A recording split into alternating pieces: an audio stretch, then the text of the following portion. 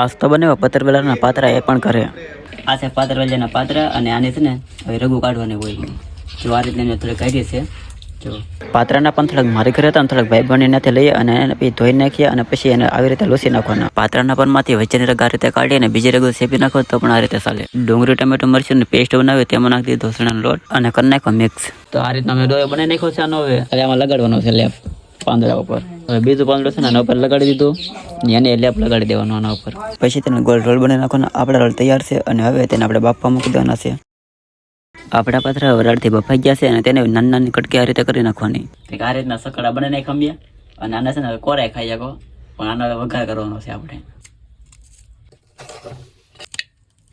વઘાર કરવા માટે મીઠો લીમડો પણ લઈ લીધો આપણે. તો હવે આપણા પાત્રા થઈ ગયા રેડી અને હું તમને ચાખીને બતાવું કે આ રીતનો વઘાર શું છે. પાત્રા તો મસ્ત બનાવો. તો તમે ક્યારે ઘરે પાત્રા બનાવશો કોમેન્ટ કરી નાખજો અને ફોલો કરી નાખજો. લાઈક શેર કરી નાખજો.